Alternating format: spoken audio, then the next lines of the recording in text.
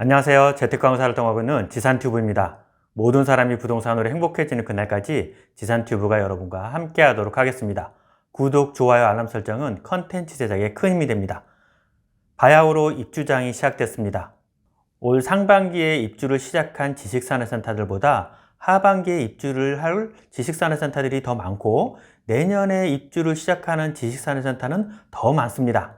지식산업센터를 처음 투자하신 분들은 입주장이 시작되면서 많은 궁금증들이 있어서 저에게 전화를 거시는 분들이 많이 있습니다.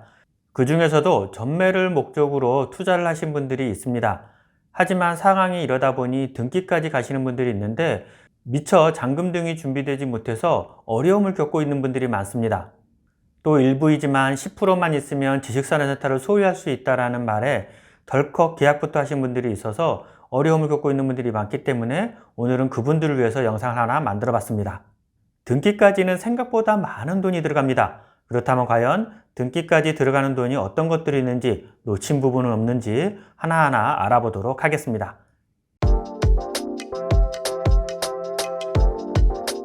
계약서를 보시면 일반적으로 10%의 계약금과 40%의 중도금, 그리고 50%의 잔금으로 이루어져 있습니다. 등기를 위해서는 중도금을 상환해야 되고 잔금 대출을 통해서 잔금과 중도금을 상환하게 됩니다.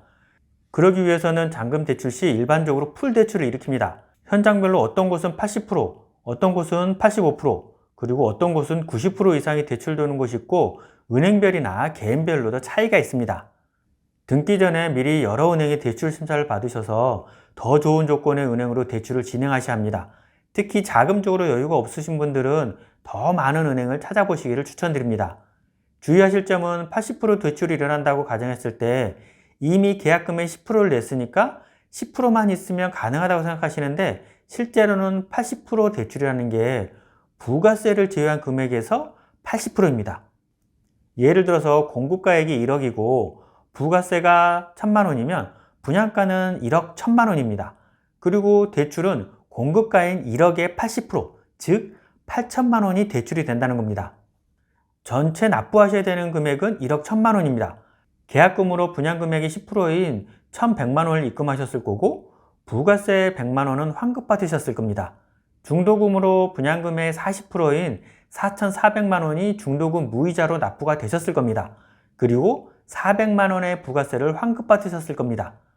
그럼 분양대금의 50%인 5,500만 원이 남아있고 대출을 80% 받으시면 8천만 원을 받습니다. 4,400만 원의 중도금으로 은행에서 대출을 받았고 5,500만 원 남은 금액입니다. 계산해보면 9,900만 원을 납부하셔야 하는데 대출 받은 건 8천만 원, 즉 1,900만 원을 준비하셔야 됩니다. 10%는 이미 계약금으로 냈고 10%만 준비하면 되는 거 아니야? 왜 1,900이지? 자, 계산을 해보도록 하겠습니다. 먼저 중도금 무이자로 대출을 받으셨는데 이때 부가세를 환급받으셨죠. 이건 내 것이 아닙니다. 바로 은행에서 빌린 돈입니다. 내 돈으로 직접 잔압을 했으면 부가세도 내 돈이지만 은행 돈으로 빌려냈기 때문에 내 돈이 아닌 거죠. 즉 중도금에 들어갔던 부가세도 준비하셔야 되고 잔금에 들어가는 부가세도 별도로 준비하셔야 됩니다. 즉 900만 원의 부가세를 준비하셔야 되는 거죠. 계약금과 중도금으로 발생한 부가세는 그래서 쓰시면 안 됩니다. 자금의 여유가 있으시면 상관없지만 그렇지 않다면 가급적 부가세 통장을 별도로 만드시길 추천드립니다. 왠지 불로소득 같아서 써버리면 나중에 자금 마련하는 게 생각보다 어렵습니다. 끝이냐? 아니죠. 먼저 취등록세가 있습니다. 취등록세는 제가 따로 영상을 준비했습니다. 영상을 참고하시기 바랍니다. 4.6%든 2.3%든 9.7%든 자신의 상황에 맞게 준비를 하시면 됩니다. 끝이냐? 아니죠. 인테리어 비용이 있습니다. 물론 인테리어 없이 임대를 놓을 수도 있기 때문에 선택사항이긴 하지만 요즘은 기본적으로 인테리어가 들어가는 분위기입니다. 인테리어를 어떻게 하느냐에 따라서 달라지겠지만 적게는 5,600만 원에서부터 많게는 2,3천만 원의 인테리어 비용이 발생합니다.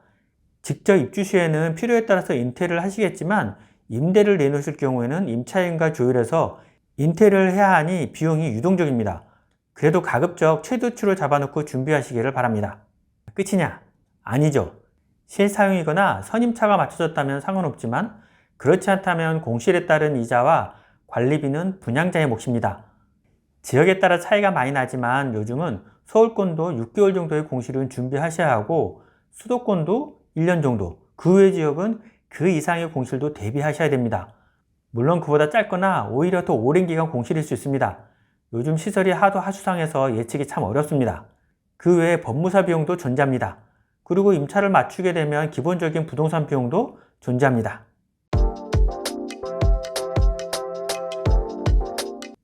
생각보다 많은 금액이 들어와서 놀라실 수도 있는데 적은 것보다는 여유 있게 준비하시는 게 더 낫습니다.